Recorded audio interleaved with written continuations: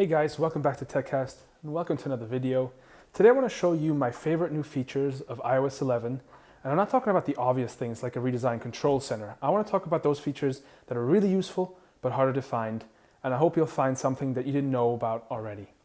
So the first thing I want to show you is that in iOS 11, the camera app now has a built-in QR code reader. All you have to do is open the camera app, point it towards a QR code, and this little notification will pop up at the top of your screen. It'll let you easily join Wi-Fi networks or open website links embedded within the QR code, and it's just great, eliminating the need for another separate app just to read QR codes.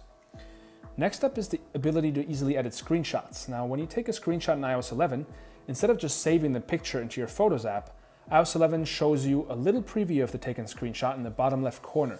You can dismiss the screenshot, or you can click on it to bring up some editing options. And from there, you can perform simple editing tasks such as cropping, drawing, or adding text, and you can share the edited screenshot directly using the share sheet. Next up is the new Control Center. When you swipe up on your iOS device, you'll be greeted with a new Control Center. You can actually 3D touch on many of the visible tiles to bring up even more shortcuts right in the Control Center. What's also really great is that the Control Center is now editable. So you no longer have to live with whatever options Apple decides are right for you, but you can head into the device settings, tap on the Control Center, and then choose Customize Controls. From there, you can add or remove any settings you would like to see in the Control Center, and even rearrange the order to really make the Control Center your own. Next up is screen recording. iOS 11 has screen recording built right into the software, which I love.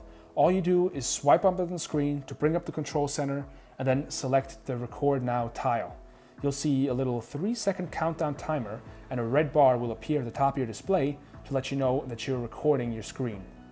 In case you don't see the screen record icon, just make sure it's enabled by heading into your settings, Control Center, and Customize Controls like the last tip, and adding the screen recording tile there. I'm actually using this feature to record this video right now. New in iOS 11 is also the option to type to Siri. Now, I found this to be great in noisy or very quiet environments where you would like to use Siri, but you can't do so in a traditional way using your voice. To enable type to Siri, head into your device settings, select General, and then Accessibility. You scroll down to Siri and select Type to Siri.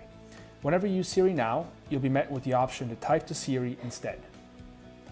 Next up is live photo effects and editing. So head into your Photos app and select any live photo, which you can recognize by the little circle icon in the upper left corner. And then you swipe up on the live photo to bring up the effects panel, which wasn't there before. Here you can choose to keep the live photo effect. You can loop the live photo, have it bounce back and forth, much like the Boomerang app does, or you can create a long exposure effect. And depending on the scenes, these effects can look really cool. And new is also the ability to edit the live photo. You just select the edit in the upper right corner, and you'll have the usual edit features at your disposal, as well as the ability to select a key photo.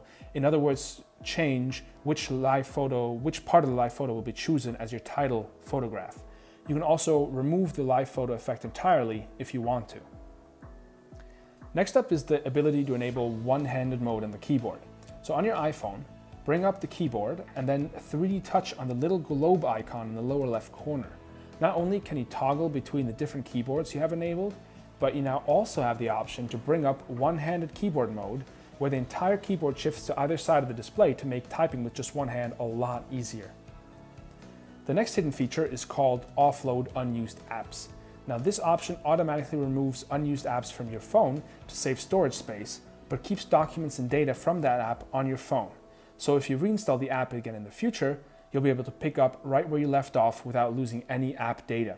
You can find it in your device settings by scrolling down and clicking on iTunes and App Store section, and then toggling on Offload Unused Apps. Your device also automatically suggests this feature when you head into the storage section of your settings. New is also the AirPods Settings. iOS 11 brings some changes to the AirPods, and if you head into your Bluetooth settings and then click on the little eye next to your connected AirPods, you can select different options for the left and the right AirPods when you tap on them, which you couldn't do in an earlier iOS. So for example, tapping on your right AirPod could bring up Siri, whereas tapping on your left AirPod can pause your music. Now, this is something I wanted right from the beginning, and I'm really glad they've now added this option. Next up, we have document scanning in Notes. The Notes app also brings quite a few changes, and my favorite one is the new option to scan documents right in your notes. I love using the Notes app because I know it will securely sync into my iCloud, so I have everything backed up. Scanning documents this way, I know I'll always have a backup copy of everything in iCloud, and I love that security. So to scan a document, you just open your Notes app, create a new note, and then you press this little plus icon above the keyboard. Your first option is the menu that pops up is to scan a document. Click on that and then just point your camera towards the document you want to scan. It'll automatically recognize the corners of the document and capture the image. Afterwards, you can adjust the corners if needed and then save the scanned documents right into your notes. On top of that, while we're in the Notes app, another new feature is that Notes now have swipe options. Now you can swipe left on a created note to either lock it, save it to the Files app, or delete it completely, and you can swipe right on a note to pin it to the top. Really cool. So those are some of my new favorite features in iOS 11 that I found. And I really hope I was able to show you one or two new features that you may not have already known about. Let me know about your favorite features in the comments down below. As always, thanks so much for watching. Subscribe to stay tuned for more videos to come, and I'll talk to you in the next one.